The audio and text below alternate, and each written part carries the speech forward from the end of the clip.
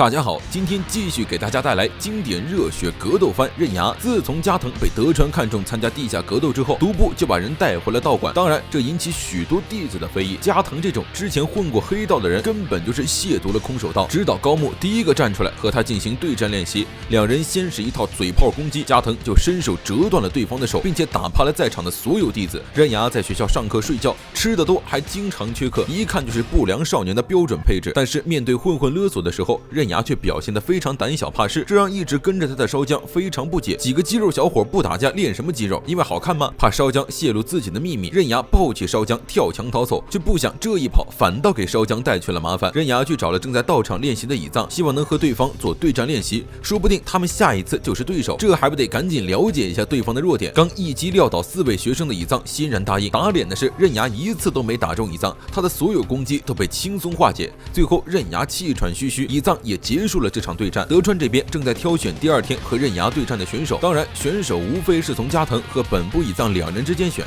这就引起了一众专业空手道选手们的不满。乙藏是被道界驱逐的人，加藤就更别提了，让他们出战简直有损格斗场的名誉。此时加藤和职业摔跤手猪手相继走了进来，3言2语气走了来挑事的人，结果2人刚一出门就被那群人围住了。他们自称得到了独家线报，下一个和刃牙对战的人就是职业摔跤手。几人将矛头对准猪手，只要打倒了他就能争取到和刃牙对战的名额。但是还没动手，一个巨大的身影突然出现在众人身后，撵蚂蚁一样拍飞了所有挑事的选手。原来这位高的看不到头的人才是刃牙接下来挑战的对手。3个混混找不到刃牙，于是转手绑架了烧姜，欲行不轨。烧姜的朋友蚂蚁报警未遂，还好刃牙正好路过，刃牙英雄救美，3下干趴了小混混，并捶碎了墙壁以示警告，让烧姜忘掉他看到的一切。刃牙晚上的比赛也快要开始了，和他对战的果然是那个2米多高的壮汉，日本职业摔跤界的国宝级选手蒙登斗宇。比赛正式开始，刃牙刚一回头，蒙登突然出现在他身后，一个手刀对着刃牙的脑袋劈下，刃牙猝不及防，瞬间被拍飞。眼前的男人高大如山，而且不管是力量还是速度都非常强大，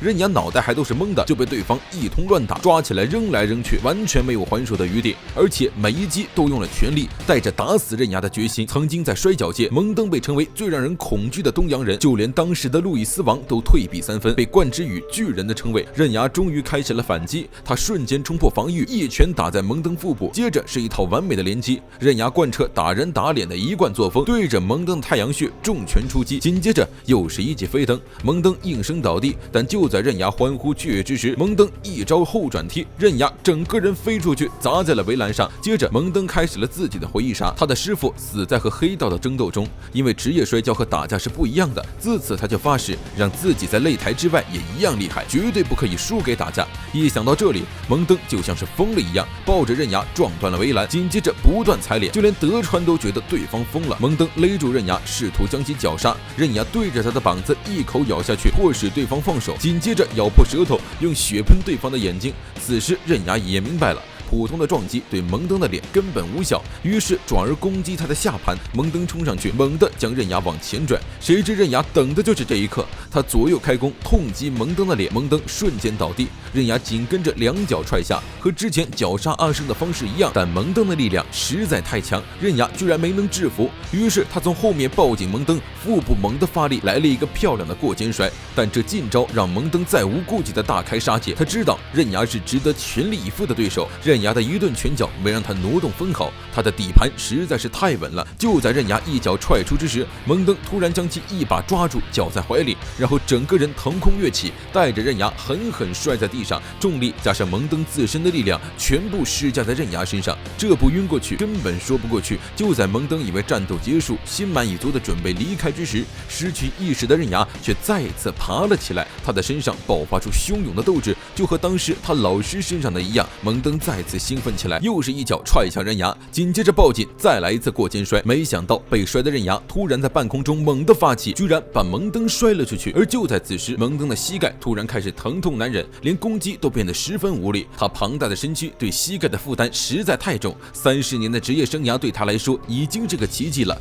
刃牙对着蒙登的膝盖踢出一脚，战斗结束，蒙登输掉了比赛，但是心满意足。他感谢刃牙尊重了他，让他他有一个荣誉的败北落幕。刃牙也明白，如果是10年前的蒙登，输的人必定是自己。医生前来检查才发现，原来刃牙给予蒙登膝盖的攻击是可以让他痊愈的攻击，3个月之后他就能恢复往日的健康。胜利的刃牙在场上欢呼，而此时一个身影突然跃起，轻巧地落在格斗场上，正是刃牙的父亲范马勇次郎。他用一击就让刃牙失去了意识，紧接着高调的表示要加入格斗场。仇人见面分外眼红，独步和勇次郎是老相识，10年前勇次郎打败了他，这次也不例外。勇次郎抬脚猛地踹出，一击干碎了独步的墨镜，顺便擦伤了对方的额头，但他也没好到哪儿去，胸口瞬间出现了一个凹陷的痕迹。就这样，一场独步对勇次郎的特别比赛即将开始。苏醒后的刃牙非常不认同，没有人比他更了解勇次郎，就算是地球上最凶猛的猛兽也能轻易打倒他。的格斗技在不断进步，本能也一点都没有退化。他的杀伤本能就像普通人的食欲性欲一样，除非得到满足，不然就会一直杀伤下去。刃牙确实对自己的爹非常了解。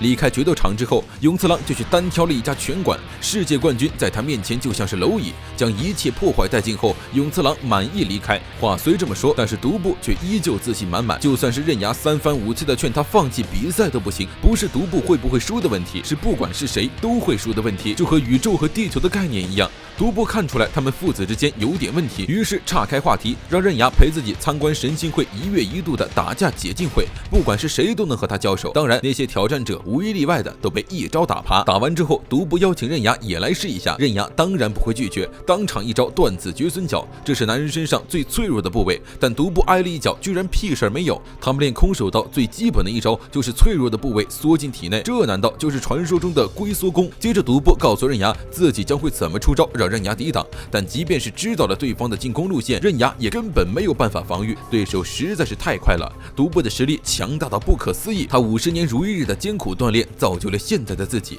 但刃牙依旧不认为他能打赢自己的父亲。独步和勇次郎的恩怨其实非常简单，10年前独步在酒吧过生日，正喝着啤酒唱着歌，突然就被冲出来的勇次郎给打了。他当时喝了酒，反应慢了1秒，就被打得完全摸不着头脑，从此发誓一定要找回场子。刃牙有点生气，他在地下竞技场待了3年，一直都在等勇次郎的出现。独步这么厉害，居然还无视他。不过刃牙也知道自己是劝不动独步了。同时，夜晚散步的勇次郎遇到了8年前被他打败的乙藏，当然他完全不是对手。就算8年的时间里进步了不少，就算是勇次郎伸出拳头让他随便打，还是被一招撂倒。刃牙又回到了学校上课，放学的时候和烧江一起回家，却意外遇上了来挑事的加藤。这个憨货把刃牙是地下最强冠军的事儿都给了烧江。回到家后，松本太太将真相告诉了他，烧江这才知道刃牙和他去世的父亲一样，为了地表最强男人的梦想在不断的战斗。当然，烧江无法理解争夺这个位置究竟有什么意义，因为白天无视加藤，刃牙没有听到德川让加藤转交给他的话。于是刃牙大半夜跑去找了德川，在得知勇次郎和独步比赛的当天，他也会有一场特殊比试。第二天一大早，一只马戏团的老虎被打死在了神心会的大门前，这无异于是对独步的公然挑衅。一家医院里，